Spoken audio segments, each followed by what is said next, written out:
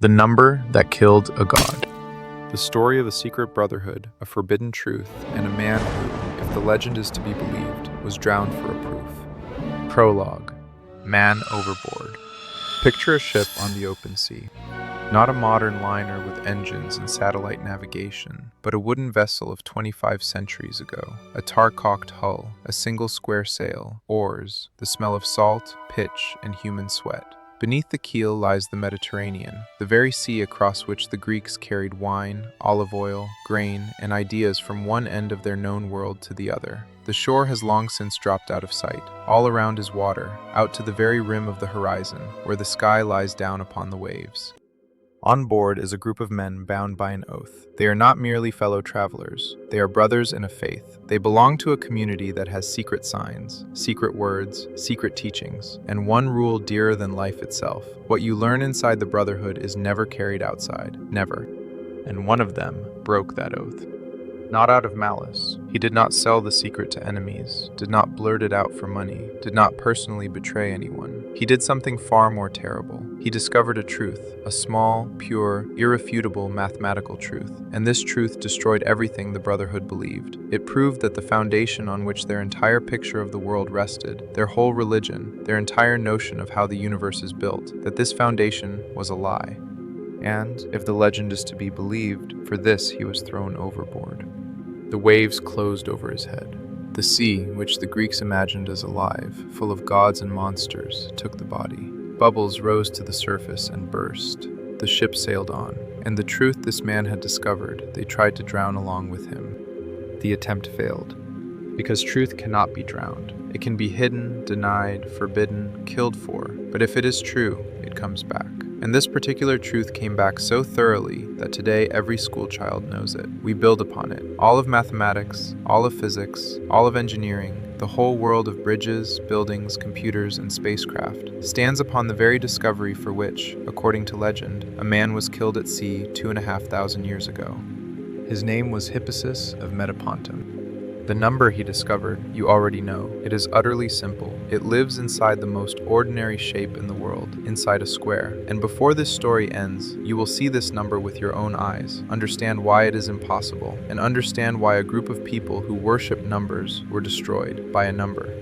But to understand how a single number could break an entire religion, we must first understand that religion. We must understand the people who built it. We must understand the world they lived in, a world where mathematics was not yet a science, but a secret, a magic, a key to the gods.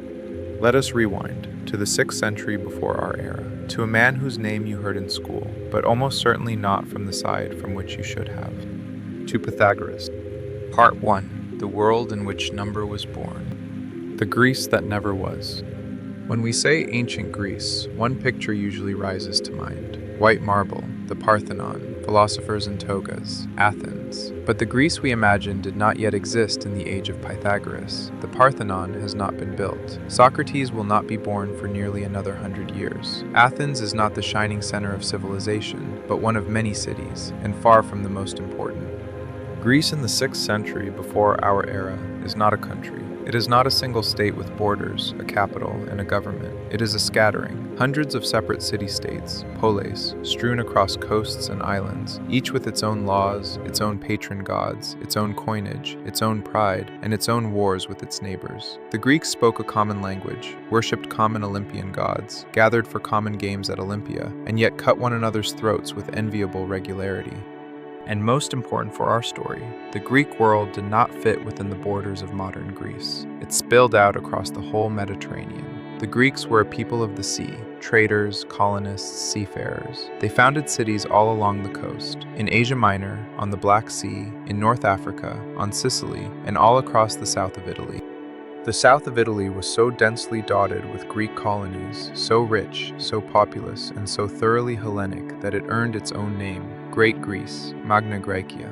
And it is there, and not in Athens or in Greece proper, that our story will unfold. There the brotherhood will be built. There the discovery will happen. There, according to legend, a man will drown. But it all begins not in Italy. It all begins on a small island off the coast of Asia Minor, on Samos. The boy from the island of Samos. Pythagoras was born on the island of Samos around 570 before our era. Around because we know almost nothing about him with certainty, and that is the first thing that must be said honestly. Pythagoras is one of the most famous figures in the history of human thought, and at the same time, one of the most obscure. He left not a single written line, not one. Everything we know about him has come down to us through other people, and not through contemporaries, but through authors writing centuries later, sometimes 800 or 900 years after his death. Imagine that everything known about some person you learned not from him and not from those who knew him, but from storytellers living as far from him in time as we live from the age of the Crusades. How far would you trust the details? That is roughly the position we are in with Pythagoras. So many legends, miracles, and pious inventions have accreted around his name that separating the real man from the myth is nearly impossible. And yet something can be said. Samos in those years was a rich, influential trading island. Goods passed through it and, more importantly, ideas passed through it. A boy who grew up in such a place was steeped from childhood in a crossroads of cultures: Greek, Eastern, Egyptian, Phoenician. Legend has it that the young Pythagoras was insatiably curious, and that he set off to travel in order to learn from the sages of the whole known world. Tradition leads him to Egypt, the land of ancient temples, priests, and geometry accumulated over millennia of the Nile's floods. It leads him to Babylon, to the Chaldean astronomers who for millennia had tracked the movements of the planets and could calculate in ways the Greeks could not dream of. Some versions take him even farther east. How much of this is true, we do not know. Perhaps it is a later legend meant to lend Pythagoras weight, that all the wisdom of the ancient East flowed into a single man. But behind the legend stands a real historical truth of a more general kind. Greek mathematics and astronomy really did owe much to Egypt and Babylon, and knowledge really did flow from east to west along the very sea routes by which goods flowed. Whatever the truth of these wanderings, at some point Pythagoras returns to the Greek world a mature man, the bearer of some teaching, and here his life takes a turn that will determine everything: exile and a new home. On Samos, a tyrant named Polycrates came to power. The word tyrant among the Greeks did not necessarily mean a villain. It meant a man who had seized sole power outside the lawful order. Polycrates was strong, ambitious, and cruel, and Pythagoras found life under his rule not to his taste. Perhaps the matter was political disagreement. Perhaps it was something deeper: the incompatibility of a man seeking wisdom and order with a power built on force and arbitrary will. However that may be, Pythagoras leaves Samos, and he heads not just anywhere, but west, to that very Magna Graecia, to the rich Greek cities of southern Italy. He settles in a city called Croton. Remember this name, Croton. It is here, in this Italian polis, on the shore of the Ionian Sea, around 530 before our era, that the great work of Pythagoras' life unfolds. Not the mathematical theorem that would later be named after him, not a philosophical treatise, but something far stranger and more powerful. He founds a brotherhood. What a brotherhood is, and why it is not a math club. Here we must shatter the schoolbook image once and for all. When school pronounces the word Pythagoreans, something like an ancient math club is conjured up. Bearded fellows gather, draw triangles, prove theorems, discuss numbers. Peaceful, academic, a little dull. Forget that. It was nothing of the kind. The Pythagorean Union was a religious community. More precisely, a religious, philosophical, political brotherhood. A community of initiates, something between a philosophical school, a monastic order, and a secret cult. It had rites of initiation, it had degrees of membership. It had strict rules of life, vows, prohibitions, and prescriptions that regulated literally every day of its members' existence. What to eat, what to wear, when to keep silent, how to bury the dead, what to touch and what not to touch. And it had a secret. The Brotherhood's teaching was not carried outside. What was revealed to the initiates inside stayed inside. Divulging the Union's secrets was considered the gravest of crimes, not a legal one but a sacred one, a sacrilege. It is precisely this point, the vow of silence, the ban on carrying the secret outside, that will become deadly important when Hippasus steps onto the stage. For a Pythagorean, membership in the Union was not a hobby or a profession. It was an entire way of life, a path of purification of the soul, a means of drawing nearer to the divine. And they drew nearer to the divine, not through sacrifices, and not through prayers in the ordinary sense, but through the most unexpected instrument imaginable, through number. Half man, half God. Before going further, it is worth pausing on what Pythagoras was in the eyes of his contemporaries and his descendants, because this was not simply a respected teacher. Even during his lifetime, and all the more after his death, an aura formed around him such as few mortals were ever granted. To his followers, he was something between a sage, a prophet, and a being standing above ordinary men, a deity nearly in the flesh.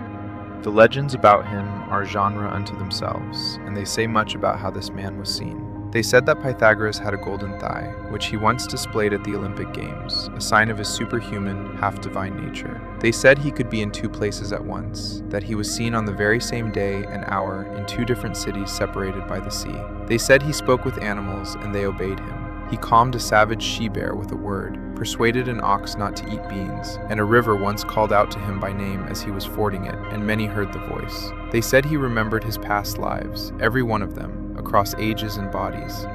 There was even a saying attributed to his school, that all rational beings fall into three kinds: gods, men, and beings like Pythagoras. A separate rung of existence between man and God, and on it he stood alone. Some called him a son of Apollo.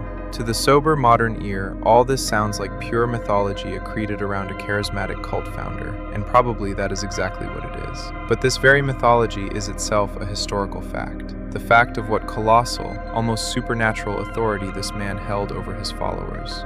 People ready to believe that their teacher was a demigod with a golden thigh who remembered past lives. These are people for whom the teacher's word carried absolute weight, for whom the foundations of the brotherhood were sacred, for whom to break a vow was not a misdeed, but a blasphemy on a cosmic scale. Remember this degree of devotion. It explains why divulging the secret could be punished so terribly.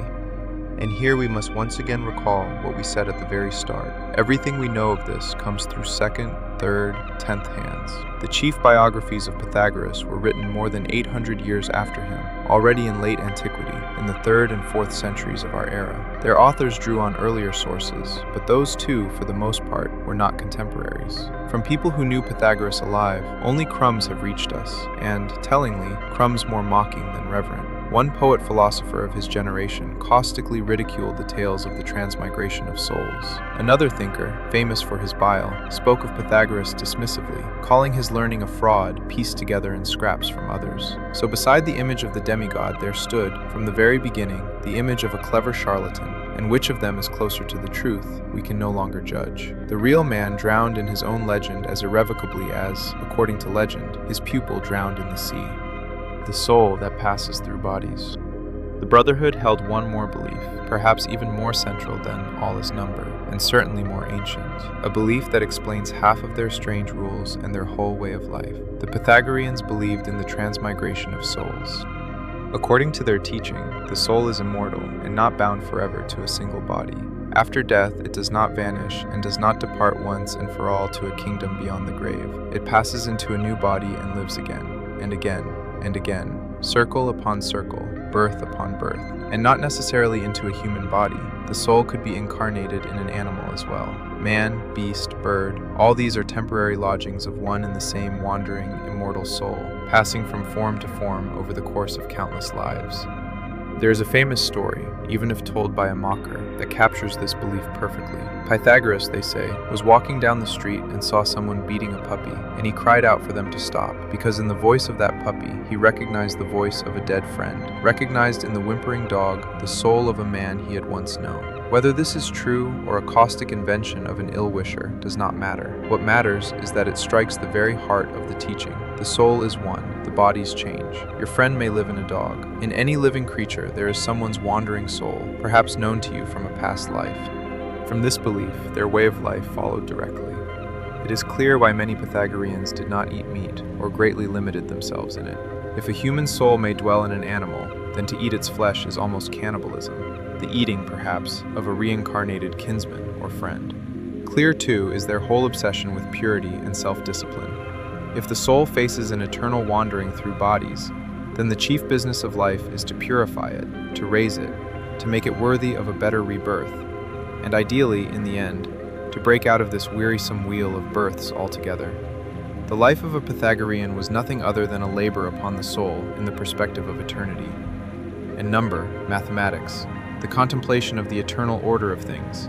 These were for them not an abstract science, but a means of that purification, a way to raise the soul from the perishable and changeable to the eternal and divine. Mathematics was a spiritual exercise, a path of salvation. Prohibitions we do not understand. With such a view of the world, the life of the Brotherhood grew thick with rules, sometimes lofty, sometimes frankly strange, and for us at times downright baffling.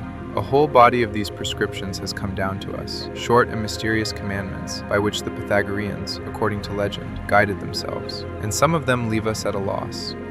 Do not pick up what has fallen. Do not step over a yoke. On rising from bed, straighten it, smoothing away the imprint of your body. Do not look in a mirror by firelight. Do not poke a fire with a knife or iron. Do not eat the heart. Some of these rules sound like fragments of ancient superstition, others like riddles without solutions. What did they mean? Opinions diverged already in antiquity. Some understood them literally, as ritual taboos, magical prohibitions simply to be obeyed. Others saw in them encoded moral lessons, allegories. Do not poke a fire with iron was interpreted as, do not provoke an angry man. Do not eat the heart as, do not gnaw at yourself with grief and sorrow. Perhaps some of the commandments really were allegory, wisdom hidden in a riddle so that only the initiate would understand it.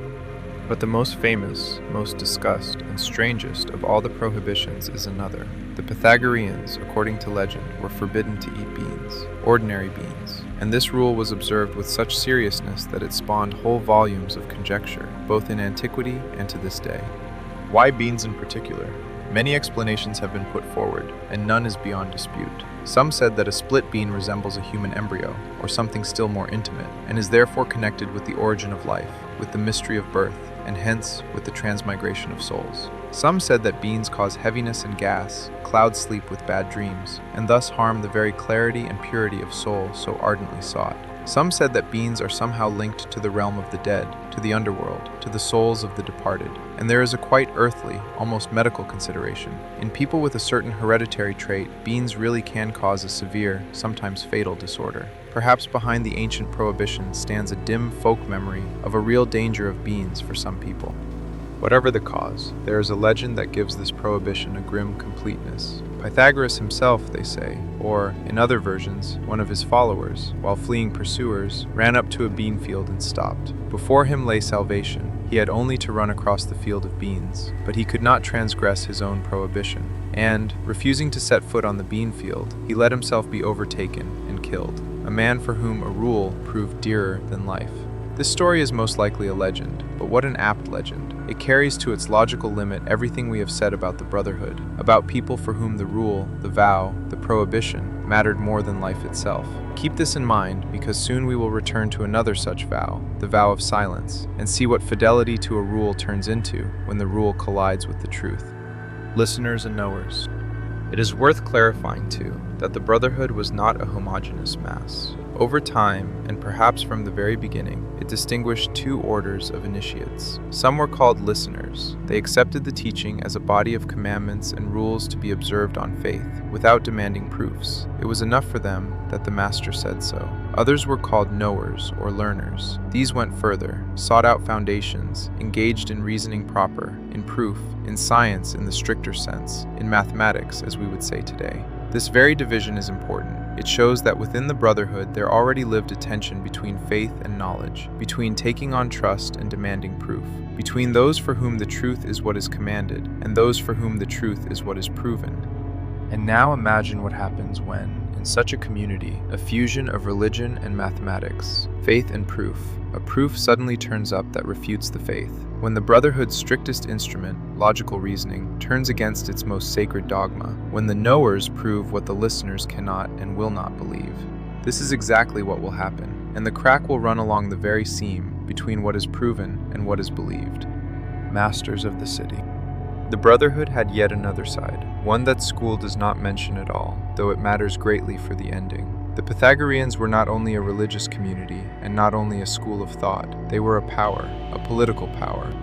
In Croton and in other cities of Magna Graecia, the Pythagoreans over time took considerable power into their hands. They held together tightly, supported one another, occupied offices, influenced the decisions of city councils. In essence, they formed a tightly welded aristocratic party, a brotherhood not only in spirit but in politics. Their discipline, their unity, their reputation as people of the highest moral caste gave them an enormous advantage over their scattered fellow citizens. For a time, one may say that the Pythagoreans, directly or indirectly, ruled Croton. Their influence told on the larger politics of the region as well.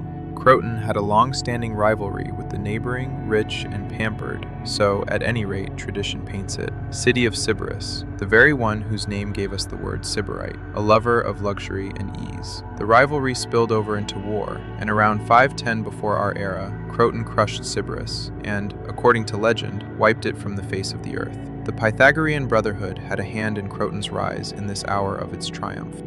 But every power makes enemies. The cohesion, the closeness, the aura of election, the very superiority of the Pythagoreans aroused not only respect, but a dull envy and a growing hatred among those who remained outside the circle of initiates. A secret brotherhood that had seized power in a city is an ideal target for discontent, and this discontent, accumulating over years, would one day burst out terribly, bloodily, and nearly to the ground. But of that, later, in its turn. For now, remember, the Brotherhood was no harmless little club of eccentric mathematicians, but a mighty, closed, envy-provoking force. Such a force always has enemies waiting for their hour. To understand how radical this was, we must understand what exactly they believed. And what they believed was a thing so audacious, so all-encompassing, and so beautiful that it would be worth living for. And, as it will turn out, they were ready to kill for it. Their faith fit into 3 words. All is number. Part 2. The Religion of Number. All is number. What does that even mean? 3 words. All is number. Panta arithmos, as it sounded in Greek. Easy to pronounce, impossible to grasp at once. What did they mean, these people for whom this phrase was not a metaphor, not a fine aphorism, but the literal construction of the universe, a creed they held to more tightly than to their own lives? Let us begin with the fact that for us, a number is a tool. We count money, measure distances, weigh groceries. For the modern person, number is a service item, a label stuck onto reality. Reality itself, there it is, material, heavy, real, and numbers are just a way of describing it. The Pythagoreans turned this upside down. For them, number was not a description of reality. Number was reality itself, deeper, truer, and more primary than any material thing. Behind the changeable, deceptive, transient world of objects, there lay hidden an eternal, unchanging, perfect structure, and that structure was numerical. Things are born and perish. Numbers are eternal. Wood will rot, stone will crumble, a man will die, but the relation, the proportion, the order lying at the base of all this will never change. This, precisely, they held to be the true essence of the world. It sounds like pure abstraction, detached mysticism. But the Pythagoreans did not arrive at this idea out of thin air. They had a proof. More precisely, they had a discovery. A concrete, staggering, irreverifiable discovery that seemed to show that the gods really do write the universe in the language of numbers. And it was bound up with the most human and most mysterious of all things. With music. The secret you can hear. Imagine you lived 25 centuries ago and know nothing about the physics of sound. You know only that music exists, that it is beautiful, that some combinations of sounds caress the ear and seem right, harmonious, while others grate on it, seem ugly, wrong. But why? Where does harmony come from? Why do some sounds agree and others not? It seems something divine, inexplicable, a matter of taste and luck. And then the Pythagoreans, and according to legend, Pythagoras himself, discover something incredible. They take a string, a taut string that, when plucked, gives a certain tone, and then they stop it exactly in the middle, so that only half of it vibrates, and pluck it again. The sound becomes higher, but not merely higher. It turns out to be the same note, only an octave higher. The purest, most perfect consonants the human ear knows. A note and its own repetition a level above, so merged that at times they are hard to tell apart. And this consonance is achieved by a simple ratio, half against the whole, 1 to 2, 1 to 2. Then more. They stop the string so that 2/3 of its sound. They get another consonance, also pleasant, also stable, what we call a fifth. The ratio is 2 to 3. They stop it at 3/4 and get one more pure consonance, a fourth. The ratio is 3 to 4. Do you catch what is happening? Beauty, harmony, the very agreement of sounds that seemed an inexplicable matter of divine caprice, suddenly turns out to be governed by simple ratios of small whole numbers, 1 to 2, 2 to 3, 3 to 4. The beautiful is not chance. The beautiful is correct proportion. Harmony is number made audible. Try to live this discovery from the inside, as they lived it. You have just found that one of the deepest, most stirring, seemingly most irrational things in the world, musical beauty, is in fact rational through and through, numerical through and through, and obeys ratios of numbers so simple you can count them on the fingers of one hand. If the harmony of sound is number, then perhaps everything else is too? Perhaps the whole world is built on the same principle. Perhaps behind the beauty of a sunset, the shape of a shell, the movement of the stars, the structure of the human body, there lie hidden the same pure numerical ratios. One need only learn to discern them? This is where all is number came from. Not from empty mysticism, but from a genuine, astonishing discovery that even today lies at the foundation of musical acoustics. The Pythagoreans heard mathematics, and having heard it once, they began to seek it everywhere. The music of the spheres. And they found it, or so, at least, it seemed to them, even in the heavens. If musical harmony is born of ratios, if the motion of a vibrating string produces sound by a numerical law, then what of the greatest moving bodies there are, the planets and the stars? The Pythagoreans peered into the night sky, into the measured, eternal, flawlessly regular revolution of the luminaries, and saw in it the same thing they heard in the string: order, proportion, number. Thus was born one of the most beautiful ideas in the history of human thought, the doctrine of the music of the spheres, of the harmony of the heavens. According to it, the celestial bodies in their motion produce sounds, each its own tone, depending on speed and distance, and all these tones together compose a continuous, majestic, perfect music sounding throughout the cosmos, a cosmic symphony forever playing above our heads. Why then do we not hear it? The Pythagoreans' answer is beautiful, because it sounds continuously, from our very birth, never falling silent for an instant. And that which sounds always and never changes, the ear ceases to distinguish, as it ceases to notice a constant background hum. We are bathed in this music every second of life, and precisely for that reason, it is, for us, silence. It does not matter that this is wrong from the standpoint of physics. What matters is what stands behind it, the conviction that the cosmos is order, and order is number, and number is harmony. The very Greek word cosmos meant not just universe, but order, arrangement, adornment, the opposite of chaos. For the Pythagorean, to peer into the world meant to seek in it the numerical harmony lying beneath the surface of things, and they believed this harmony was always there, down to the last corner of creation, because creation was woven out of it. Sacred arithmetic. If number is the essence of the world, then individual numbers cease to be mere quantities. They become bearers of meaning, of character, of sacred power. Pythagorean arithmetic is not our dry counting. It is almost a theology, in which every number has its own face, its own nature, its own place in the structure of being. The one is not simply one. It is the source, the beginning of everything, the seed from which every multitude unfolds. From the one, all is born.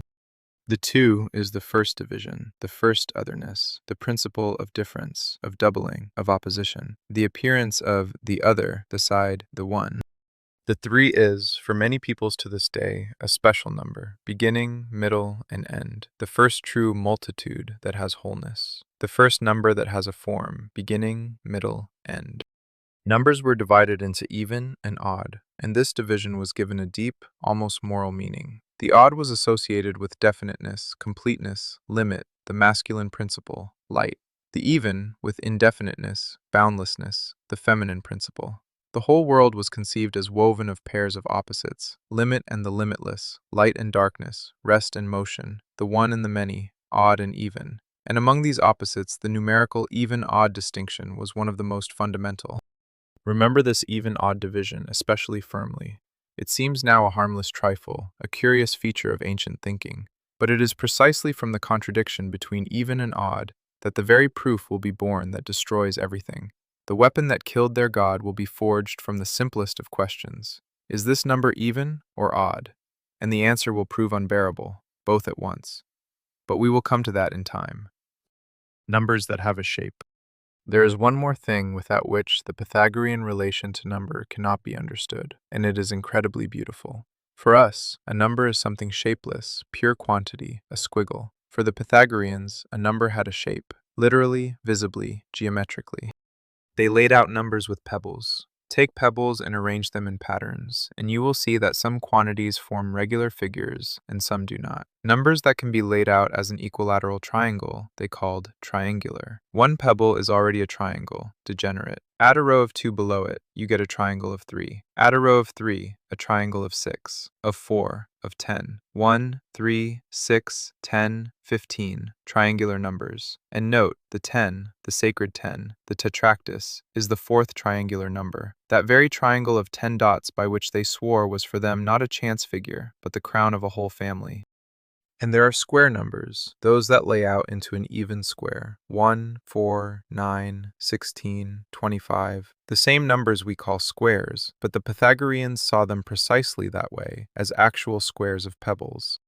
And here a pearl was hidden, a discovery simple and mesmerizing, directly connected with their love of the even and the odd. How do you get the next square from one square? Lay pebbles around it on 2 sides in the shape of a corner. In Greek, such a corner was called a nomon. Look closely at how many pebbles are in each such corner. To make 4 out of 1, you add 3. To make 9 out of 4, you add 5. From 9 to 16, 7. 3, 5, 7, 9. Each new corner that grows the square is the next odd number, and this means the following. Add up the odd numbers in sequence, and every time you will get exactly a square. 1. 1 plus 3 is 4, plus 5 is 9, plus 7 is 16, plus 9 is 25. Odd numbers, added in sequence, build squares, perfectly, without a single slip, to infinity. For the Pythagorean, this was another revelation of the hidden numerical harmony of the world. The odd numbers, the very ones associated for them with limit, definiteness, light, turned out to be the builders of perfect squares. And the even, if added in corners in a similar way, gave not squares but elongated rectangles, oblong figures whose sides are never equal, numbers forever deprived, as it were, of square completeness. Even and odd behave differently even in this geometric game, and the difference lay at the very base of their notions of order and disorder, limit and the limitless. A number had not only magnitude but character and shape and destiny, perfection and friendship. They also had a genuine mysticism of individual numbers, not superstition, but wonder at the strange, rare properties that numbers sometimes reveal. And 2 such properties deserve to be named, because they are beautiful in themselves and say much about how the Pythagoreans sought meaning in numbers. The first, perfect numbers. Take a number and find all its divisors except itself, all the numbers it divides by evenly. For 6, these are 1, 2, and 3. Now add them. 1 plus 2 plus 3 equals 6. The sum of a number's proper divisors equals the number itself, a number that, as it were, exactly recreates itself out of its parts, no more and no less. Such numbers were called perfect. 6 is the first of them. The next is 28. Its divisors are 1, 2, 4, 7, and 14, and their sum is again exactly 28. Such numbers are rare, scattered ever more sparsely along the number line, like precious stones, and in their very self-sufficiency, the Pythagoreans and their heirs saw a sign of special perfection, harmony, completeness. Later tradition even linked the 6 with the 6 days of the world's creation, and the 28 with the number of days in a lunar month, as if creation itself were measured out by perfect numbers. The second property is gentler still. Take 2 different numbers, find the sum of the proper divisors of the first, and let it turn out to equal the second number, and then find the sum of the proper divisors of the second, and let it turn out to equal the first. 2 numbers, each of which is, as it were, composed of the parts of the other, mutually generating each other from their divisors. Such pairs were called amicable numbers. The classic example, known since antiquity, is 220 and 284. Add the proper divisors of 220, you get 284. Add the proper divisors of 284, you get 220. Each lives in the other. Tradition attributes the discovery of these numbers to the Pythagoreans themselves, and tells that for them such a pair was a symbol of friendship, of a union of souls. 2 people bound like these numbers, each as if made of the other. Asked what a friend is, a Pythagorean, they say, might answer, another I, like 220 and 284. All of this, the triangular numbers, and the squares with their odd nomens, and the perfect numbers, and the amicable pairs, paints for us people for whom numbers were a living, meaningful, almost animate world, full of characters, mysteries, harmonies, and kinships, a world behind which stood a divine order. And now, holding in mind all this love of number, all this faith in its perfection and meaningfulness, we can truly appreciate what a blow the discovery will be of a number that fits into no proportion, has neither shape nor completeness, nor the possibility of being uttered. But first, one more of their symbols, the most sacred. The tetractys, the symbol they swore by. Among all numbers and numerical figures, one was for the Pythagoreans more sacred than the rest. So sacred that they swore by it, as others swear by the name of a god. It was called the tetractys. Picture dots arranged in a triangle. In the top row, 1 dot. Below it, 2. Lower still, 3. At the base, 4. 2004. 1, 2, 3, 4. Now add them. 1 plus 2 plus 3 plus 4 equals 10. 10. The number the Pythagoreans held to be perfect, complete, sacred, containing everything within itself. And this triangular figure of 10 dots, the tetractys, was for them a symbol of incredible depth and holiness. Why? Because in it converged everything they believed. In its 4 rows lived the very musical ratios that had revealed to them the numerical nature of harmony. 1, 2, 3, 4. And from them, 1 to 2, 2 to 3, 3 to 4, the octave, the fifth, the fourth. All the music of the heavens and the earth was hidden in a little triangle of dots. In it they also saw the structure of space: point, line, plane, solid. 1, 2, 3, 4 dimensions of the growth of form. The tetractys was, as it were, a compressed formula of the whole of creation, a cosmos that fit in the palm of the hand. The Pythagoreans, according to legend, swore their oaths by him who handed down to our generation the tetractys, in which is the source and root of ever-flowing nature. Think about it. They swore not by a god, they swore by a number. More precisely, by a numerical figure that embodied their faith that the world is number. It is hard to find a purer expression of what their religion was. Their Holy of Holies was a mathematical structure. And this brings us to another symbol, even more famous, even more recognizable, even more frightening, to the sign the Pythagoreans used as a secret token of recognition, as a conventional gesture of one of us, or a stranger, to the figure inside which, without yet knowing it themselves, they were hiding a time bomb. The 5-pointed star. Part 3. The sign of the star and the hidden proportion. The password of the initiates. A secret brotherhood must have a secret sign, a way for one initiate to recognize another without uttering a word, among strangers, on the road, in an unfamiliar city. For the Pythagoreans, this sign was the 5-pointed star, the pentagram, the very figure you can draw without lifting your hand. 5 lines, 5 angles, a star inscribed within itself. There is a legend, of the kind that cannot be verified, but that beautifully conveys the spirit of the brotherhood. A certain Pythagorean, they say, fell ill far from home, in a foreign land, at an inn, and had no money to pay for his lodging. As he was dying, he asked the host to draw a 5-pointed star on the doors of the house, and explained nothing. Time passed. One day another Pythagorean was passing by, saw the familiar sign on the doors, understood everything without words, and rewarded the host for having sheltered his unknown brother. The star was a password, a silent word, one of us, intelligible only to the initiated. Why the pentagram in particular? Partly because of its mathematical beauty, its self-similarity, its perfection. The 5-pointed star possesses a grace that mesmerizes. The lines intersect, forming in the middle a regular pentagon, within which one can draw a new star, and within it a new pentagon, and so on to infinity, inward, without end. A figure that contains itself, repeating within itself infinitely. For people who believed the world to be a perfect numerical structure, it was hard to imagine a more fitting symbol. But within this beauty, a trap was hidden. The Pythagoreans chose as their most cherished sign a figure at the very heart of which lay hidden precisely that which was destined to destroy them. Inside the pentagram lives a special relation, a proportion that would later be called the golden ratio. And this relation is irrational, that is, of exactly the same devilish kind as the number that will destroy the brotherhood.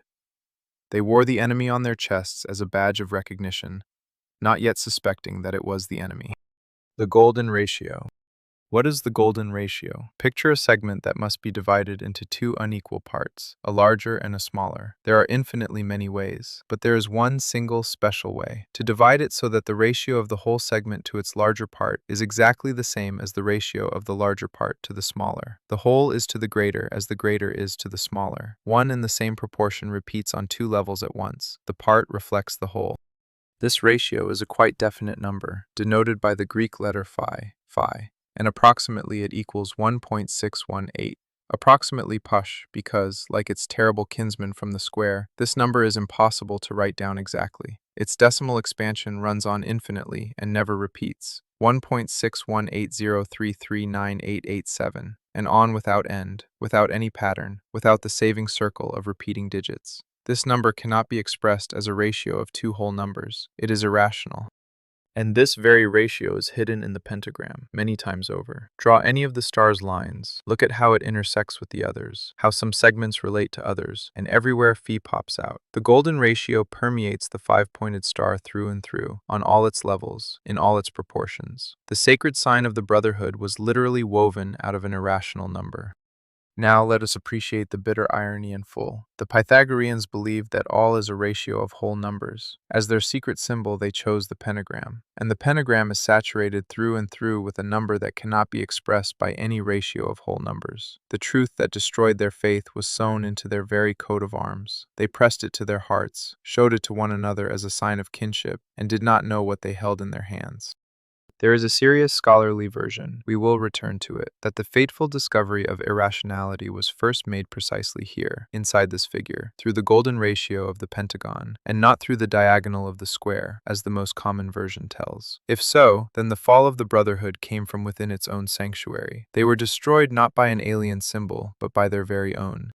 But before going on to the catastrophe itself, we must examine the theorem that bears the name of Pythagoras, because it is precisely this, not abstract mysticism, but a concrete, hard, geometric statement that will place in the Brotherhood's hands a weapon against themselves. The Pythagorean theorem is the very mechanism that will bring the impossible number to light. The theorem everyone knows and almost no one understands. You heard it in school. The square of the hypotenuse equals the sum of the squares of the legs. In a right triangle, the square of the longest side equals the sum of the squares of the other two. A squared plus B squared equals C squared. A formula you memorize, hand in on an exam, and forget.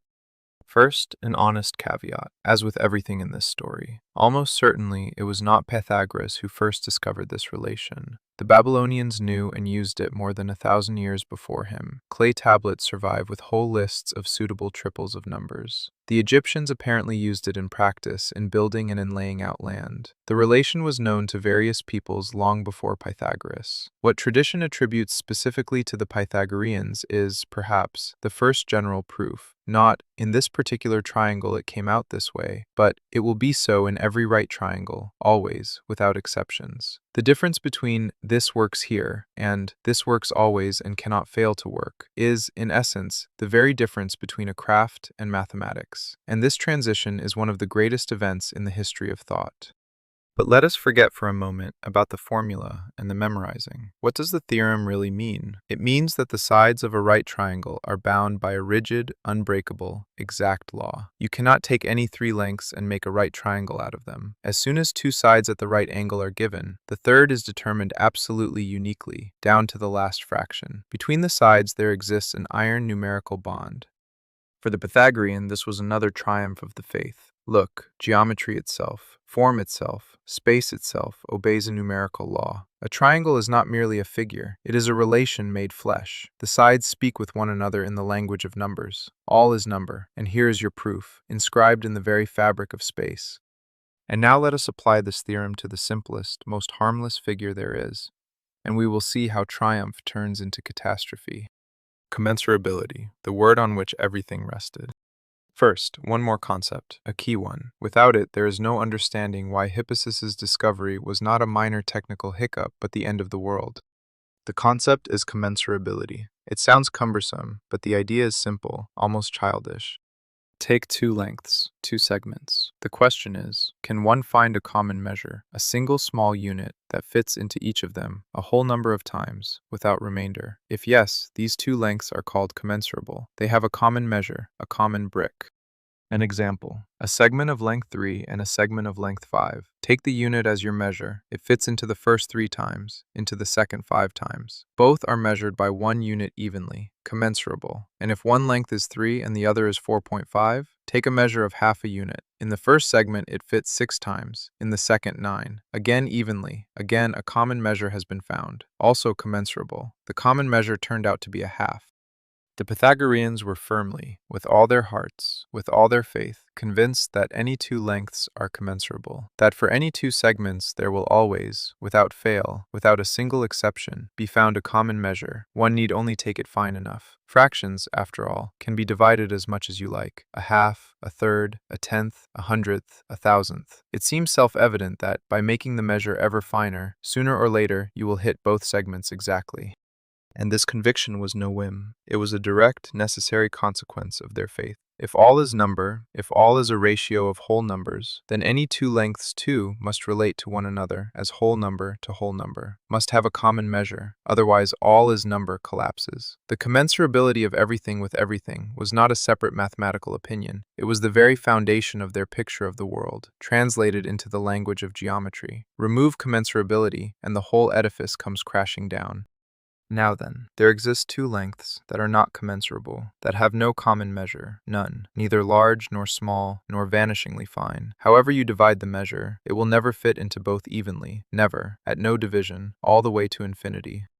And to exhibit such a pair, there is no need to reach for some exotic, contrived figures, no need to search the whole world. These two incommensurable lengths lie inside the simplest, most ordinary, most familiar figure on earth.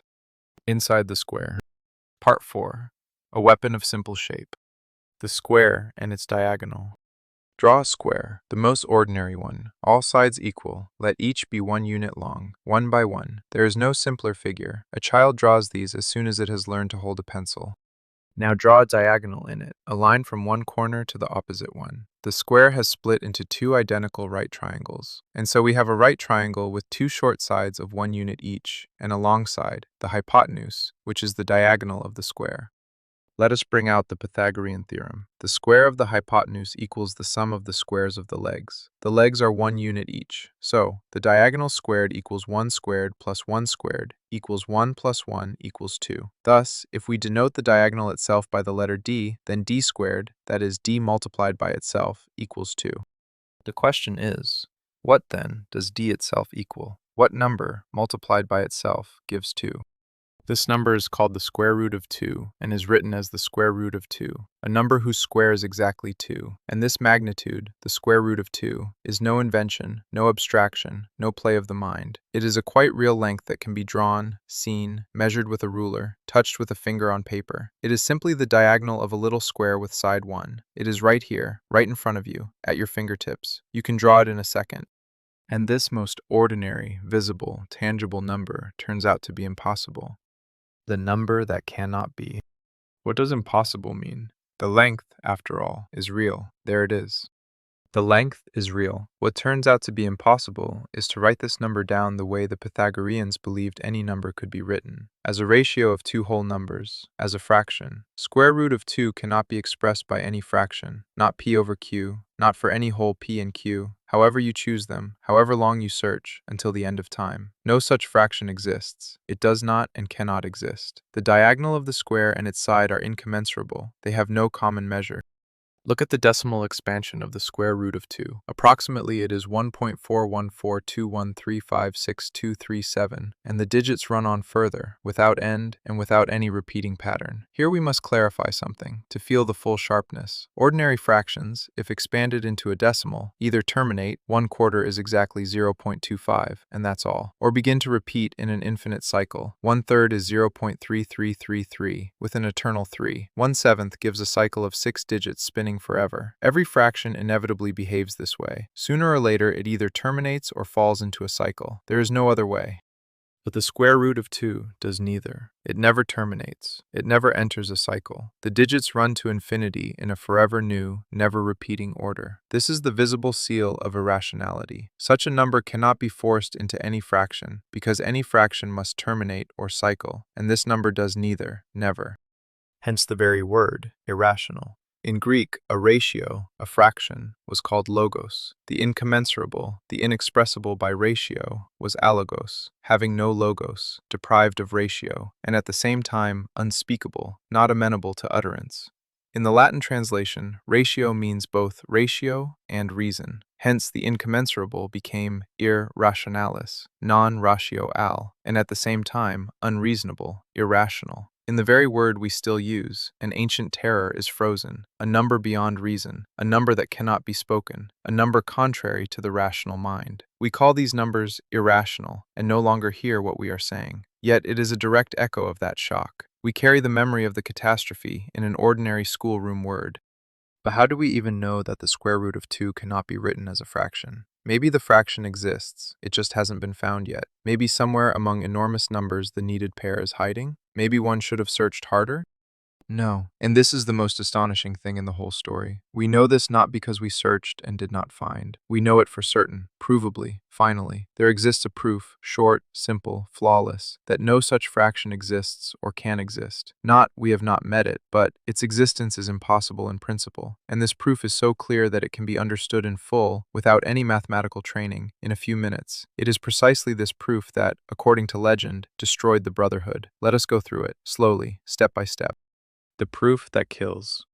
The method we will use is called proof by contradiction, or reduction to absurdity. Its idea is elegant and treacherous. We want to prove that something does not exist. Directly, this is hard. One cannot sift through an infinite set of fractions. So let us proceed more cunningly. Let us assume the opposite, assume that it does exist after all. And then let us show that from this assumption, there grows outright nonsense, a direct logical contradiction, an impossibility. And since the assumption leads to the impossible, the assumption itself was false. So what we assumed does not, in fact, exist. As if someone said, there exists a largest number in the world. Fine, suppose it exists. Call it n, but n plus 1 is greater than it. Contradiction. We assumed there is nothing greater than n, and at once found something greater. So the assumption is wrong. There is no largest number. That is the whole device. Now let us apply it to our number. Step 1. The assumption.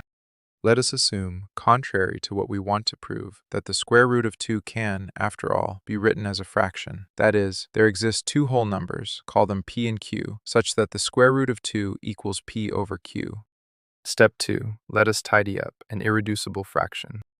Any fraction can be reduced to its limit. 6/8 is the same as 3/4, only written more crudely. Let us always reduce to the very end, to the simplest form, where the numerator and denominator no longer have common divisors, and there is nothing left to cancel. So we may safely assume that our fraction p over q is already irreducible, brought to its simplest form. P and q have no common factors. In particular, and this is the crucial point, remember it, they cannot both be even. Were they both even, the fraction could be reduced once more by 2, and we agreed there was nothing left to cancel. So, p and q cannot be even at the same time. At least one of them is odd. Hold this thought firmly, we will return to it, and on it everything will break. Step 3. Let us get rid of the root. We have the square root of 2 equals p over q. Let us square both sides, multiply each by itself. On the left, the square root of 2 multiplied by itself gives exactly 2. On the right, we get p squared over q squared. So, 2 equals p squared over q squared. Now let us multiply both sides by q squared to remove the denominator. We get a clean, tidy equality. 2q squared equals p squared. Let us remember it. It says a simple thing. P squared equals twice q squared. That is, p squared is an even number, since it is something multiplied by 2. Step 4. Therefore, p is even. We have found that p squared is even. And now a subtlety that must be felt. Can the square of an odd number be even? No, never. Multiply odd by odd, you always get odd. 3 times 3 is 9, odd. 5 times 5 is 25, odd. 7 times 7 is 49, odd. Odd multiplied by odd invariably gives odd. So if p squared came out even, then p itself must be even. There is no other way. So, p is even.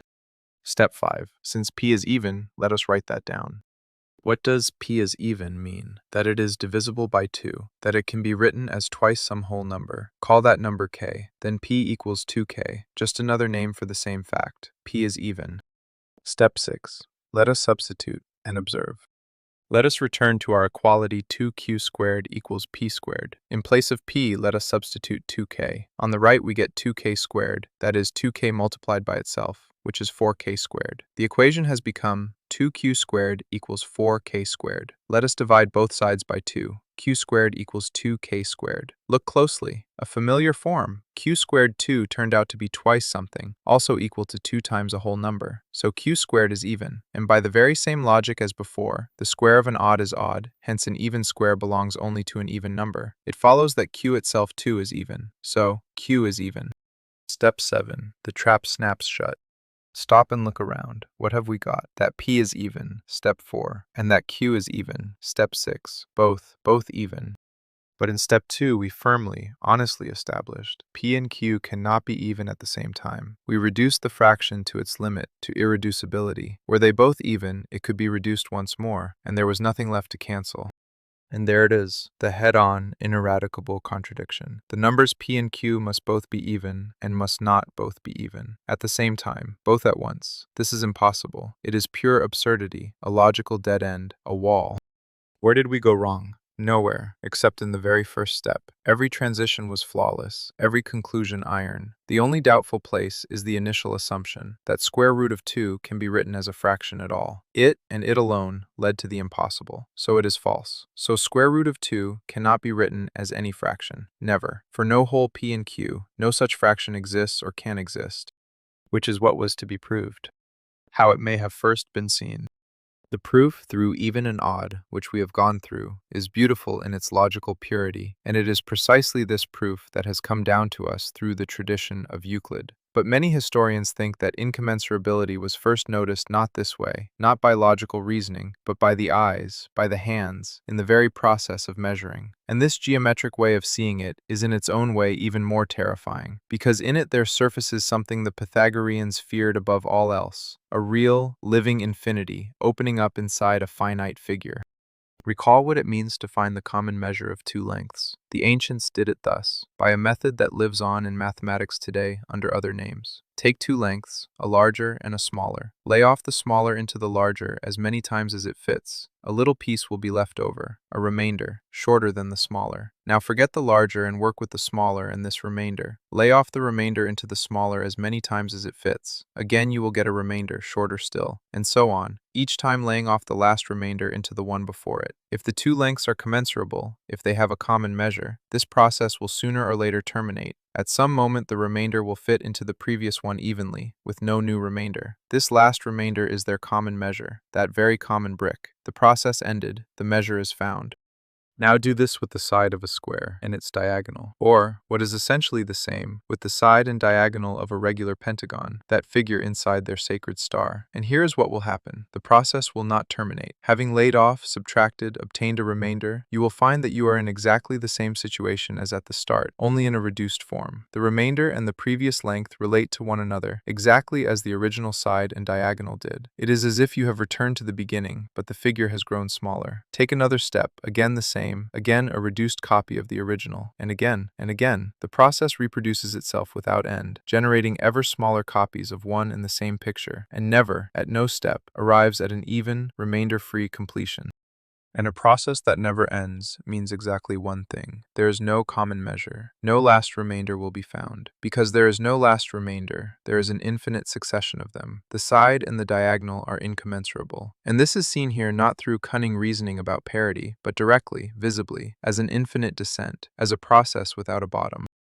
Now try to put yourself in the place of that ancient man, Hippasus, or someone nameless, who first carried this procedure through to the end, that is, understood that there would be no end. He held in his hands the simplest, most finite, most bounded thing, a little square that can be covered with the palm of a hand, or a pentagon drawn in the sand, a figure with clear edges, fitting entirely before the eyes. And inside this tiny, closed, finite figure, he suddenly discovered an infinity, a real, ineradicable infinity, plunging into the abyss of a process that will never stop, an actual infinity, locked inside a single little square with side 1.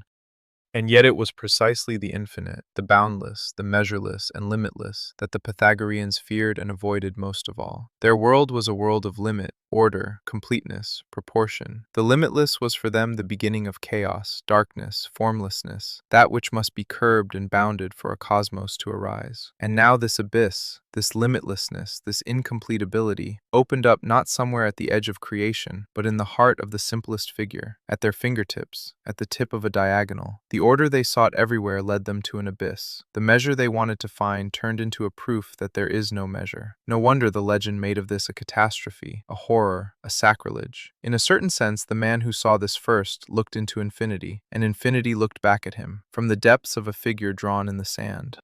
Feel what just happened. Catch your breath and take in what you have just witnessed. In 7 small steps, operating with nothing but evenness and oddness, concepts a first grader masters, we proved an absolute, eternal, irrefutable truth about the universe. Not most likely, not according to all available data, not until the opposite is found, but for certain, finally, for all eternity. The diagonal of a square is incommensurable with its side. This was true before humans appeared. It will remain true after humans vanish. It is true at any point in space, in any galaxy, in any conceivable universe where 2 is 2. It is a truth to which no fault can be found, which cannot be appealed, repealed, revised. In this lies the crushing power of mathematical proof, and perhaps for the first time in history, humankind experienced it here in full. The Pythagoreans sought an eternal, unchanging, reliable truth beneath the changeable surface of the world, and they found it, truly found it. Only the truth they dug up declared exactly the opposite of what they believed. They prayed to number, and number answered. The answer was, I am not what you take me for. I am more. I am other. And a part of me you will never express with your little whole numbers and your tidy fractions. A part of me lies beyond what can be uttered. The weapon with which their faith was killed proved utterly simple. A square, its diagonal, and a child's question, is this number even or odd? The answer, both at once, brought down an entire world. Now we must become acquainted with the one into whose hands tradition places this proof, with the man whose name became a symbol of a truth that proved unbearable, with Hippasus. Part 5. The Man Who Knew Too Much. Hippasus of Metapontum. Of Hippasus we know even less than of Pythagoras himself, and that, as you have already understood, means almost nothing. He was a Pythagorean, a member of the Brotherhood, by tradition a native of Metapontum, another Greek city in southern Italy, all in the same Magna Graecia. He lived at the end of the 6th and the beginning of the 5th century before our era, that is, in the first or second generation of the Union, when Pythagoras was still alive, or had only just died. That, in essence, is all the solid ground there is. Beyond that, fragments, contradictions, shadows. By some accounts, Hippasus was occupied with acoustics, those very musical experiments with sounding bodies. He conducted experiments with sound, studied the numerical nature of harmony. Other traditions paint him as a schismatic figure, as if he led something like an opposition within the Brotherhood, broke away, drew off part of the community, quarreled with the orthodox core, whether over the Union's politics or over the question of to whom the secret teaching could be revealed. Some sources cast him as all but a traitor and a sacrilegist, others as simply an independent researcher whose misfortune was that he discovered too much. To make out where here is history and where later legend, we cannot. Too far in time, too murky the sources. But one thing is bound to Hippasus more firmly than all else. One thing is connected with him in every version. It is precisely to him that tradition attributes the fateful divulging. It is precisely he who, according to legend, either discovered incommensurability or gave it away to outsiders, carried outside what was meant to remain the Brotherhood's secret. Hippasus is the one who let the inexpressible into the world, the one who spoke the unspeakable. And for this, if the legend is to be believed, he paid. How exactly he died, and why it matters more than it seems. Here I am obliged to slow down and be especially honest, because the very brightest, most gripping part of the whole story, the death of Hippasus, stands on the shakiest of foundations. There are several versions. They diverge from one another, and the most striking of them is by no means the most reliable. Keep in mind the main thing. Almost everything we know of this death has come through authors who lived centuries later, some 800 or 900 years after the events. This is no protocol. It is a legend about a legend, an echo of an echo. Let us take the versions one by one. Version 1. Divine punishment. In the most frequent variant of the ancient sources, Hippasus perishes at sea, but not directly at the hands of his brothers. The gods drown him, for having divulged the sacred secret of incommensurability, or, by other accounts, the secret of constructing the regular 12-sided solid inscribed in a sphere, also bound up with the golden ratio, and hence with irrationality. Hippasus is overtaken by divine retribution. He drowns in a shipwreck. It is not his brethren who kill him. Creation itself, the gods themselves punish the sacrilegist for bringing the unspeakable into the light. This is the religious version. He is punished not for the discovery itself, but for breaking the vow of silence, for divulging the sacred. Version 2. Murder by the Brotherhood. But the most common variant in the retellings, the most dramatic, is the one where the Pythagoreans themselves drown Hippasus, throw him overboard with their own hands, kill one of their own for having destroyed their faith. This is the version with which the whole story is usually told, because it is the most terrible and the most human of all. Not the abstract wrath of gods, but living people, in cold fury, executing a comrade for a truth they cannot bear. But it is precisely this, the juiciest version, that the ancient sources confirm most weakly of all. It is the lawful child of legend. Perhaps a beautiful embellishment, a dramatization in which divine punishment was rewritten as human murder, because that way it grips harder. Version 3. Symbolic death. Exile. There is also a quieter variant, more eerie in its own way. According to it, Hippasus was not killed at all. He was exiled, excommunicated from the Brotherhood, struck out, made non-existent, and moreover, by some accounts, a tomb was raised for him, a gravestone, a grave, as if he had died, though he was alive. For the Brotherhood he became a dead man. His excommunication was staged as a funeral, and this monument meant, the one we knew is, for us, dead. Divulging the secret killed him in the eyes of the community, and whether he was bodily alive or not no longer mattered. Which of the versions is true? We do not know. Most likely we will never know. And this is what is worth feeling. This very uncertainty is part of the story, not a vexing gap in it. The Brotherhood guarded its secrets so tightly, fenced itself off from the world so hermetically, that not even a reliable account has reached us of how it dealt with its apostate, killed him, cursed him in the name of the gods, or simply erased him from being. The man who broke the Brotherhood himself dissolved into fog, became a half-legend, a shadow. We cannot even say with certainty whether he was killed. Do not hide this uncertainty, make it part of the horror. A secret for which a life may have been taken was guarded so ferociously that we cannot now even establish whether a life was taken for it. This is the true scale of their obsession with silence. The truth they failed to keep, it broke free and became the foundation of everything. But the fate of the man who dared to speak it, they drowned without a trace. Of it we can only guess. And was it even a square? Now, one more honest fork, and it does not spoil the story but deepens it. All this while we have spoken of the square and its diagonal, of the square root of 2. That is how it is told most often, and not without reason. It is the most vivid, most accessible, most murderously simple path to the irrational, and the proof through parody is beautiful precisely in its purity. As a way to understand the essence of the discovery, the square is ideal, and we did right to go through it. But as for the historical truth, here there is a serious scholarly version that it all happened otherwise. A number of historians of mathematics, among them the major scholar Kurt von Fritz, argued that incommensurability was first noticed not on the square, but on the pentagon, through that very golden ratio hidden in the pentagram, in the sacred secret sign of the Brotherhood. Remember the self-similarity of the 5-pointed star? Inside it a pentagon, inside that again a star, inside it again a pentagon, and so on without end, inward, to infinity. Now then, if you try to find a common measure for the segments in this figure, for the side and diagonal of the pentagon, the process begins to reproduce itself. Each time, having laid off the smaller into the larger, you get a figure of the same nature, only smaller, and it all repeats, and never ends. The common measure is never found. The process goes off to infinity. And this means exactly incommensurability. There is no smallest common brick. The division never terminates. If this version is true, then the irony thickens to its limit. Then the fateful discovery was made not on some alien, external figure, but in the very heart of the Brotherhood's sanctuary, inside their own secret sign, that very star by which they recognized their own. Ruin came not from without. It had been sewn into their coat of arms all along, into their password, into the symbol they pressed to their chests. They wore their own curse upon themselves, and called it the sign of the Brotherhood. Square, or pentagon. This changes nothing of the essence of the discovery. There are lengths with no common measure. There are numbers not reducible to a ratio of whole numbers. All is number, in the form in which the Brotherhood believed it, is false, and through which figure exactly this truth first broke into the open matters for the history of mathematics, but not for the crushing force of the blow. The blow was struck, the wall collapsed. From within or from without, it collapsed. Part 6. Fire. The rejected man.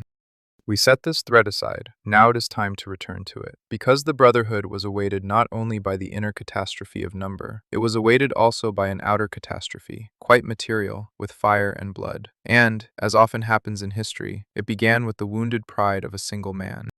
Tradition names the name, Cylon, a Crotonian, a man of noble birth, rich and influential, but, by report, of a harsh, domineering, and cruel temper. Cylon desired to enter the Brotherhood. Perhaps he was drawn by the secret knowledge, the aura of election, and perhaps by that real power the Pythagoreans held in the city. For an ambitious man, membership in such a union was a key to much, and so Cylon came to ask admittance into the circle of initiates. He was refused. By one version, Pythagoras himself refused, discerning in this man a nature incompatible with the spirit of the brotherhood. Too much arrogance, too much lust for power, too little of what the union placed above all. The brotherhood was selective. It did not take just anyone. It judged a man by his caste, and Cylon did not pass this judgment.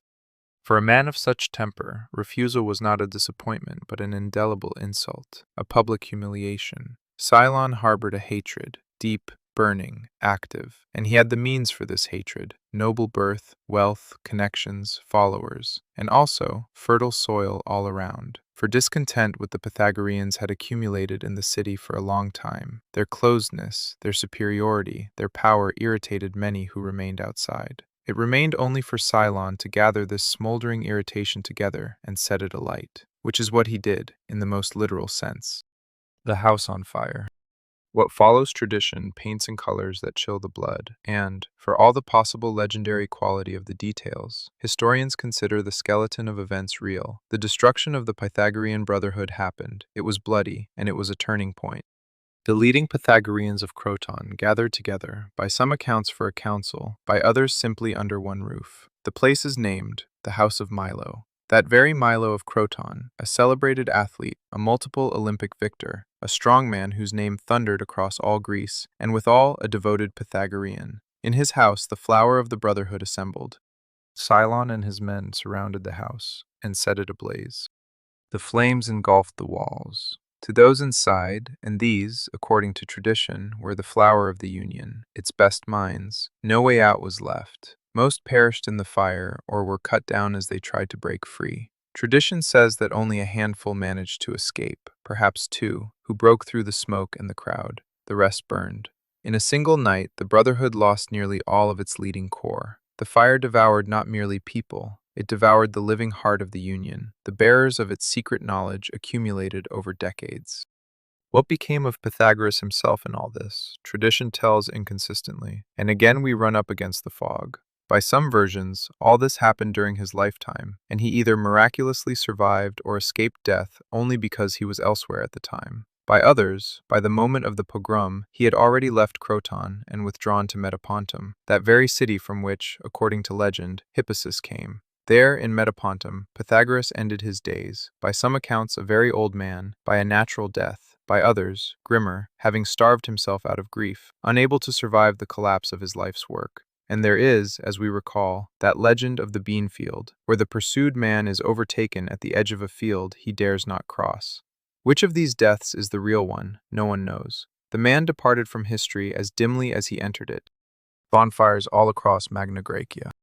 The matter did not end with the Croton fire. Hatred, once broken loose, rolled on further. In the time that followed, tradition compresses years into a few phrases, but the reference is apparently to a whole stretch of upheavals. A wave of pogroms rolled across many cities of Magna Graecia, where the Pythagoreans held power or influence. Their meeting places were burned. They themselves were killed or driven out. The political dominance of the brotherhood, accumulated over decades, was broken by force in a comparatively short span. The organized union, as it had been in the founder's lifetime, cohesive, mighty, ruling, ceased to exist. Think about the double death that befell the brotherhood. First, an inner death, quiet, intellectual. Number, the diagonal, the proof that undermined their very faith. All is number. And then, an outer death, loud, physical. Fire, the mob, destruction, the end of their power and of the union itself as an organization. They were killed twice. Once, by a truth they could not bear. The other time, by people who could not bear them. What cannot be burned. And here is the most important turn, the one for whose sake it was worth telling of the fire. It would seem all is over, the core of the brotherhood burned, the leaders cut down, the union destroyed, power taken away, the founder himself dead under unknown circumstances. An ideal ending. Pythagoreanism should have vanished, dissolved, sunk together with the house of Milo. It did not vanish, because ideas do not burn. You can burn a house, you can cut down people, you can destroy an organization, take away power, wipe a union from the political map, but you cannot burn what people have learned and managed to pass on to others. The surviving Pythagoreans, escaped from the fire and fleeing the pogroms, scattered across the whole Greek world and carried the teaching with them. The exile by which their enemies sought to destroy them turned into a sowing. Pythagorean ideas, formerly locked in a secret brotherhood, now spread far and wide, reached new people, new cities, new minds. lines. Across generations, they would resound powerfully in Plato, for whom mathematics would become the gateway to a world of eternal truths, and through Plato, in all subsequent philosophy and science. The brotherhood as a fortress fell, but the seeds that flew out of the burning fortress scattered farther than its walls had ever reached. You already see how this rhymes with the story of Hippasus, and it is one and the same story, told twice, on two scales. They tried to drown the truth number in the sea. It surfaced and became a foundation. They tried to burn the brotherhood bearer of ideas in the house of Milo. The ideas broke out of the fire and flew across the world. And in both cases, violence did exactly the opposite of what it counted on. It did not bury, it scattered, and by scattering, multiplied. Such is, again and again, the fate of a truth that collides with those who wish to do away with it. Kill the messenger, the message grows louder. Burn the house, the sparks fly farther. Drown the man, what he knew rises to the surface and remains forever. And this fire has one more consequence. For us, trying now to make sense of this story, it is precisely because the brotherhood was so secret and was then so thoroughly destroyed that so little reliable has reached us. The bearers of the knowledge burned, the union crumbled, almost nothing written remained, and the vow forbade writing down the sacred anyway, and the coherent tradition was broken. That is why all we have are late retellings, written centuries later by people who themselves no longer knew for certain where history ends and legend begins. That is why we cannot even say with certainty how Pythagoras died and whether Hippasus was killed. The fog that shrouds this story is not our laziness and not an accident. It is a direct consequence of the fact that the brotherhood guarded its secrets to the death and then burned together with them. We peer at the events through the smoke of that very fire, in both the literal and the figurative sense, and much in that smoke will remain a shadow.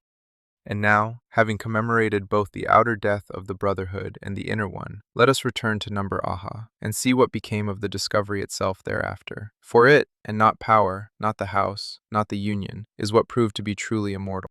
Part 7. After the Catastrophe. Was there really a crisis? This story is customarily crowned with the resounding formula, the first great crisis in the history of mathematics. The moment when the whole edifice was shaken, when the faith collapsed, when mathematics looked into an abyss. Beautiful. But remaining honest to the end, we must say, this frame too is a matter of dispute.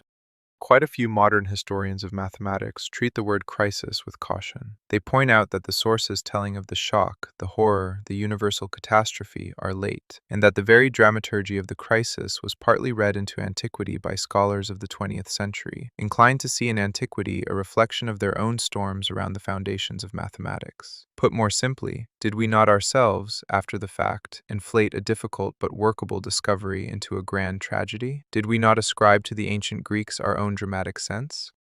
What can honestly be said here? That the discovery of incommensurability is a historical fact. The Greeks really did collide with it, really did grapple with it, really did rebuild their mathematics because of it. But the emotional coloring, panic, horror, murder, the collapse of faith, already belongs to the realm of legend and later interpretation. As drama, the story is flawless and deservedly lives for thousands of years. As a strict protocol, it is woven of legend no less than of fact. And in telling it, the most honest thing is to hold both lenses at once. Here is a hard fact, and here is the legend accreted around it, and not to pass one off for the other. But even if we remove all the drama, subtract the murder, take away the horror, a thing remains that cannot be taken away. A mathematical problem remained, real, enormous, demanding a solution. And the way the Greeks solved it is, perhaps, the most glorious thing in the story, more glorious than any legend. How you mend a broken world. Having collided with incommensurability, Greek mathematics could have broken. It could have stalled, run into a dead end, retreated. For the very foundation was under threat. If not all lengths are commensurable, then the whole theory of proportions collapses, and on proportions rested nearly all the geometry of that time. Enormous chunks of knowledge hung in the air. And the Greeks did not break. They did the exact opposite, the thing only truly living thought can do when it collides with what refutes it. They did not hide the problem. They looked it in the face, accepted it, and built a new mathematics, roomier than the old, capable of containing the monster. There was a mathematician named Theodorus of Cyrene who, according to tradition, proved the irrationality not only of the square root of 2, but of the roots of 3, of 5, and of a whole series of other numbers. That is, showed that incommensurability is no curious singular anomaly, no lone freak, but a broad, widespread phenomenon built into the very fabric of numbers. One monster turned out to be a whole family. The irrational was not a crack in the wall, it was everywhere. There was Theaetetus of Athens, a friend of youth in Plato's dialogues, who, it seems, advanced the theory of irrational magnitudes far forward, began to order them, classify them, tame them, to turn the inexpressible monster into an object of strict knowledge. And there was the greatest in this line, Eudoxus of Cnidus. He is considered one of the mightiest mathematicians of all antiquity, and it was he, it seems, who found the way out of the dead end. Eudoxus created a new theory of ratios, one that worked for any magnitudes, commensurable and incommensurable, without distinction. He devised a way to speak strictly, flawlessly strictly, about the ratio of the diagonal to the side, even when this ratio is expressed by no fraction. He saved the theory of proportions by rebuilding it on a foundation to which irrationality was already no threat. The genius of Eudoxus consisted precisely in that he did not try to cram the monster into the old cage of whole numbers. He forged a new cage, roomy enough for the monster to fit into it and grow tame. And then came Euclid, and in his Elements, the most influential mathematics textbook in the whole history of humankind, a book from which people learned for more than 2,000 years, he brought all this together. In the Elements there is both the proof of incommensurability, the very one, through even and odd, that we went through. It has come down to us precisely in this tradition, and the great theory of ratios of Eudoxus, and rigorous work with irrational magnitudes. What began as a threat to the very existence of mathematics became one of its chapters, difficult, deep, but mastered, tamed. Herein lies the true moral of the whole story, if it has a moral at all. The truth they tried to drown, they not only failed to drown, upon it something greater than before was built. The discovery that, according to legend, cost a man his life did not destroy mathematics, it made it grow up. Magnitude and number, a rift that held for 2 millennia. Before bringing everything together, we must name one more consequence of the discovery, perhaps the longest lasting of all. For, having collided with incommensurability, the Greeks made a move that determined the shape of mathematics for more than 2,000 years to come. They drew a line. They split the very world of mathematical objects in two. On one side of the line remained what they called number. For a Greek, number is whole numbers and their ratios, fractions, the discrete, the countable, that which can be enumerated by units. On the other side lay what they called magnitude, continuous extension, lengths, areas, volumes. And here is the important thing. After the discovery of incommensurability, these two domains ceased, for them, to coincide completely. The diagonal of a square is a beautiful, legitimate magnitude. It can be drawn, it has a quite definite length, it can be seen and touched. But a number, in their sense, it was not. No number from their world of whole numbers and fractions corresponded to it. Notice how subtly this changes the very formulation of the discovery. A Greek did not say, "The square root of 2 is a strange number." For him that would sound almost meaningless, for by numbers he meant something quite different. He said, "The diagonal is a magnitude incommensurable with the side." Not an arithmetic fact about a number, but a geometric fact about lengths. Number has nothing to do with it here, because the needed number, from their point of view, simply did not exist. There was a length without a number, a magnitude that cannot be expressed by a number. And from this wusha, a colossal consequence for all of ancient science. It is precisely for this reason that higher Greek mathematics became predominantly geometric and not arithmetic. Geometry could work with incommensurable magnitudes, could speak strictly of the ratio of the diagonal to the side, even when no number stood behind that ratio. It was for this that Eudoxus, of whom we spoke, created his great theory. But their arithmetic, confined to whole numbers and fractions, could not cope with the incommensurable. And the Greeks acted wisely. They, in essence, placed the monster under quarantine, in geometry, where it could be kept under strict control, and did not let it into arithmetic, where it would have destroyed everything. The diagonal lived in the world of figures, not in the world of numbers. Thus they preserved both, at the price of a split between them. This split, between discrete number and continuous magnitude, between arithmetic and geometry, opened up on the diagonal of a simple square, did not heal over in 100 years, nor in 1,000. It held for nearly 2 millennia. All these centuries, irrational magnitudes led a double, uneasy life. They were used vigorously in calculation. Roots were extracted, approximations computed, astronomy and mechanics were built upon them, and at the same time they were eyed with theoretical distrust, no one daring to recognize them as full-fledged numbers, lawful citizens of the world of arithmetic. They were tolerated as a working tool, but not admitted into the holy of holies of the foundations. The very word irrational, unspeakable, continued to bear the shadow of its original embarrassment. A number that cannot be uttered remained half a number, half something else.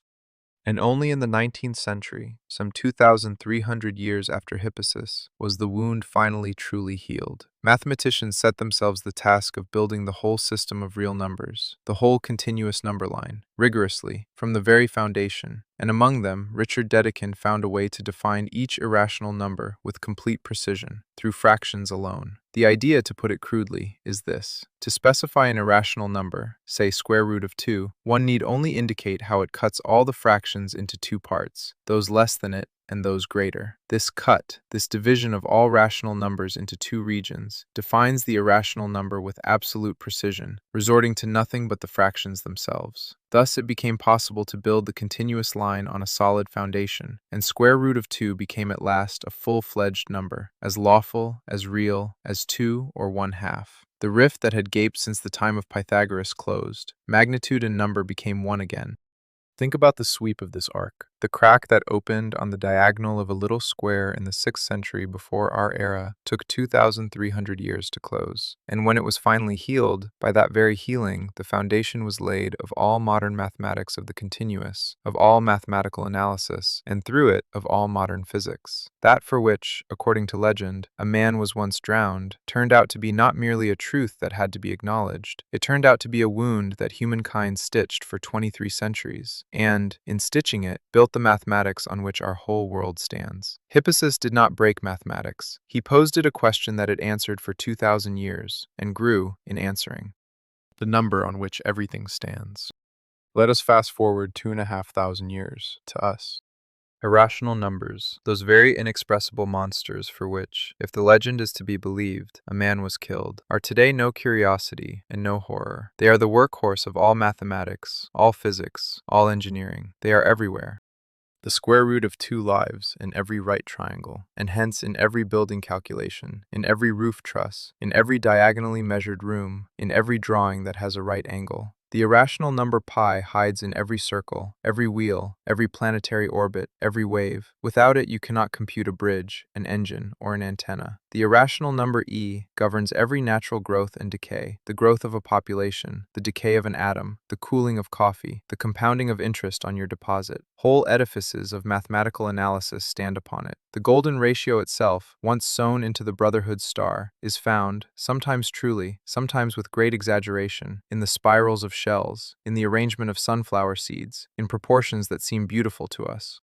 Without irrational numbers, there would be no mathematical analysis. Without analysis, there would be no modern physics. Without physics, no technology, no electronics, no computers, no spaceflight, no screen from which you are reading these lines. All of this, literally all of it, stands upon the continuous number line, and the number line is packed through and through, as densely as can be, with irrational numbers. There are incomparably, unimaginably, more of them there than of the familiar fractions. The fractions on this line are rare islets in a boundless ocean of the irrational. The world, it turns out, consists mainly of those very numbers the Brotherhood held to be impossible. Consider the final irony. The Pythagoreans believed that all is number, that the world is built of ratios of whole numbers. They were wrong. The world is not exhausted by ratios of whole numbers. But in a deeper sense than they could have imagined, they were more right than they knew. The world really is mathematical through and through. It really is written in the language of numbers. Only these numbers turned out to be far more numerous, far richer, and far stranger than it seemed to the Brotherhood. Reality really is numerical, but number is vaster, wilder, and more beautiful than their tidy fractions. Hippasus did not refute all is number. He expanded the very concept of number, widened it so that it could finally contain the universe. How wrong they really were. We have already said that irrational numbers are no curiosity, that the number line is full of them, but the truth is far more radical, far more staggering, and it is worth telling to the end, because it overturns the whole Pythagorean picture of the world with even greater force than Hippasus's discovery itself. We now know not merely that irrational numbers exist, we know that there are infinitely, incomparably more of them than of those nice numbers the Brotherhood believed in. That if the picture had to be overturned, it had to be overturned far more drastically than the Pythagoreans themselves could have imagined.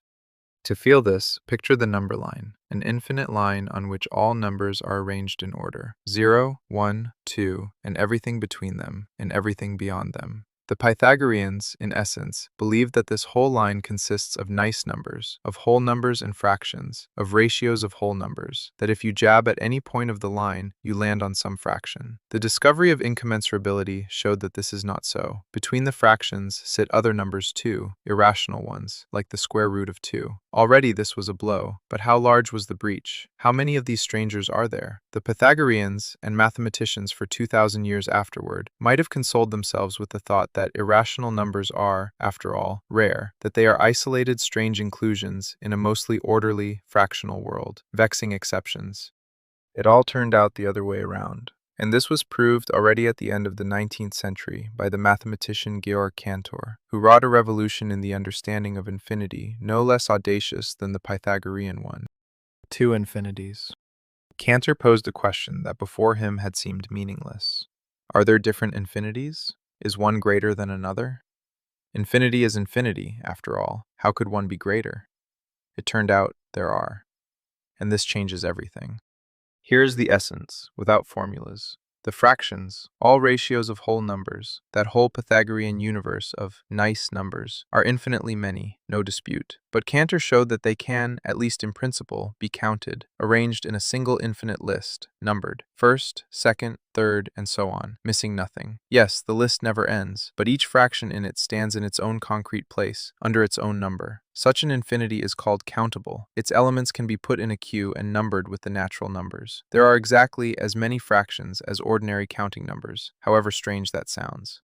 And then Cantor took all the numbers on the line, both the nice ones and the irrational ones, all of them, the whole continuous number line entire, and asked, can these two be counted this way, arranged in a single list? And he proved that they cannot. In principle, they cannot. Whatever list of numbers you compose, however cunning, there will always be found a number not in it. Something will always remain left out of any inventory. This infinity, the infinity of all the numbers on the line, can no longer be numbered with the natural numbers. It is strictly, qualitatively, irreversibly greater. It is called uncountable. It is an infinity of a different, higher order. Cantor's proof, the famous diagonal argument, is kindred in spirit to what we have already seen. Again an assumption, again a reduction to the impossible. Suppose you have managed to write out all the numbers from 0 to 1 in a single infinite list, line after line, each in its own infinite decimal form. Cantor shows how to construct from this list a number that is certainly absent from it. Take the first digit of the first number and change it, the second digit of the second number and change it, the third digit of the third and change it, and so on down the diagonal, all the way down the list. The resulting number differs from the first in the first place, from the second in the second, from the third in the third, from every number on the list in at least one place, so it is not on the list. But we assume the list contains all of them, contradiction, so no complete list exists. There are more numbers on the line than can be enumerated, more than fractions, and not by a little but infinitely, qualitatively more. Almost everything is irrational. And now let us bring this together and arrive at a conclusion that would have stopped a Pythagorean's heart. The fractions are a countable infinity, they can be numbered. All numbers are an uncountable infinity, of a greater order. So the irrational numbers, which make up almost the whole line, are the overwhelming, incomparable majority. The fractions, the nice Pythagorean numbers, the ratios of whole numbers, are the rarest, vanishingly rare islets in a boundless ocean of the irrational. It is not that irrational numbers sit here and there between the fractions. On the contrary, the fractions are barely sprinkled in grains throughout a solid sea of the irrational. There is a way to put this quite tangibly. Imagine that you jab blindly, at random, at a point on the number line. You choose one number entirely by chance. What is the probability that it turns out to be nice, fractional, Pythagorean? The mathematicians answer, practically 0. Strictly speaking, the probability of landing on a rational number equals 0. Almost certainly you will land on an irrational one. The world of numbers is arranged so that a nice number is not the norm from which irrationality is a rare deviation. It is exactly the reverse. Irrationality is the norm, and a fraction is a vanishingly rare miracle. The Pythagoreans believed that all is a ratio of whole numbers. The truth turned out to be not merely not all, the truth turned out to be almost nothing. Almost no number in the universe of numbers is what they took every number to be. Their faith was wrong not by an iota, not by an exception, but fundamentally, totally, at its very base. Hippasus, if the legend about him is even partly true, opened a door, and beyond the door was not one stranger, but an infinite, overwhelming, uncountable ocean, beside which the whole cozy world of fractions is but a handful of grains of sand on the shore. Floors upon floors. And this is still not the bottom. Irrational numbers themselves divide into orders, and among them there are wilder ones still. Square root of 2, for all its untamableness, is a number in a certain sense tame. It is the solution of a simple equation. It arises as a root. It is connected with whole numbers by a law that is algebraic, though not a fraction, for it satisfies the equality, itself times itself equals 2. Such numbers are called algebraic. They, for all their irrationality, can still, so to speak, be caught by an equation. But there are numbers that are not caught by any such equation with whole number coefficients at all, numbers still more otherworldly. They were called transcendental, beyond the limit, and the two most famous numbers in all of mathematics are precisely of this kind: the number pi, living in every circle, and the number e, governing all growth and decay. Both are not merely irrational, both are transcendental, both lie beyond even algebraic taming. And to prove this, to establish that pi and e are indeed such, mathematicians managed only in the 19th century, more than 2,000 years after Hippasus, at the cost of enormous effort. The path into the depths of number that opened on the diagonal of a simple square led, it turns out, further and further, floor upon floor, into such abysses as humankind approached over millennia.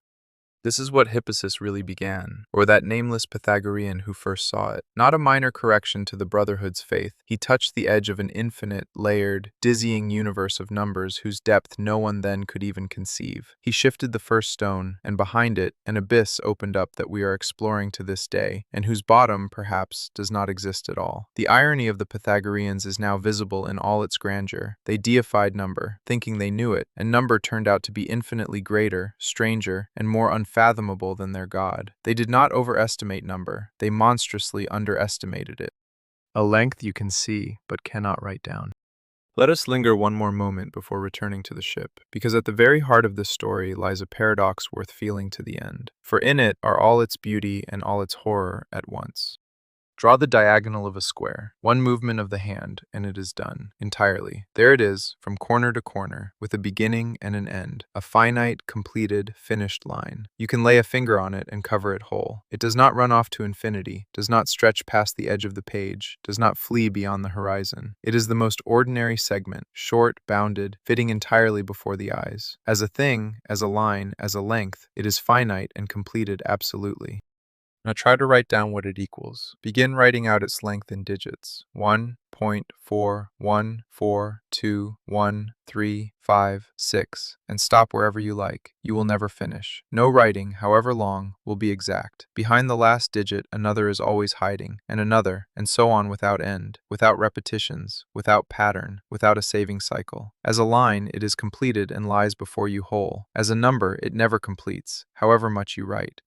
There it is, the paradox in all its nakedness. One and the same thing, finite and infinite at once. Finite as a length, infinite as a number. You hold in your hand something given to the eye whole, but never given to counting. The diagonal exists, it is right here, finished and real, and yet its exact value always lies a little beyond any writing, past the edge of every inventory of digits, in an infinity that cannot be exhausted. The reality of the figure and the incompletability of the number meet in a single segment and refuse to be reconciled. The Pythagoreans believed that the world is fully expressible in number, that everything can be written down, counted, uttered, in the language of whole numbers and their ratios. The diagonal of a square, this one, the simplest, at their fingertips, quietly objected, not everything. There are lengths that can be drawn but cannot be written out. There is, in the most ordinary figure, something given to the eye but not to the language of whole numbers. The world turned out to be richer than any way of writing it down. In it, there is that which can be drawn but cannot be spoken to the end. And it is precisely this, not an abstract theorem but this concrete, visible diagonal lying before you, that destroyed the Brotherhood's faith that number exhausts being. It was not an abstraction that ruined them. It was a line in the sand that has a length but no name. Return to the ship. Let us return to where we began, to the ship on the open sea, to the man who, if the legend is to be believed, is held over the side, with the water waiting below.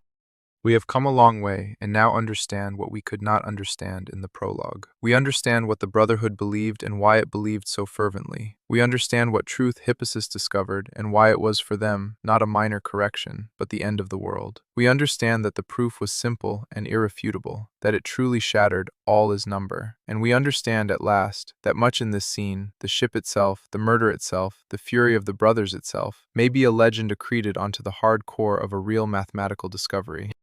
But it is precisely for this reason that the scene does not fade. The legend lives for 2,500 years precisely because it grasps something genuine about people and about truth. We really do, at times, fail to bear what destroys our picture of the world. We really are, at times, ready to kill the messenger rather than accept the message. And the truth, all the same, every time, again and again, proves stronger than any of our attempts to drown it. The sea closed over Hippasus, and the number surfaced. It always surfaces.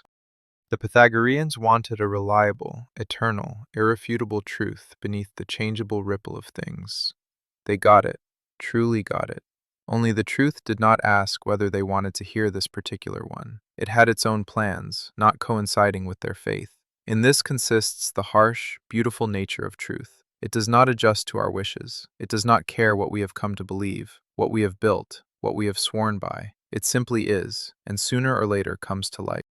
There is in this story also a quiet lesson about courage, that special courage, demanded not by battle, but by thought. Hippasus, whoever he was and whatever became of him, did the hardest thing a person of faith is capable of. He followed the proof where it led, and it led against everything he believed, lived by, worshipped. He did not look away, did not rig the conclusion to save the dogma, did not pretend there was no contradiction. He let the truth be the truth, even when the truth was destroying his world. And if the legend is right, and he paid for it with his life, then he paid for refusing to lie to himself, for fidelity not to the Brotherhood, but to what he had seen.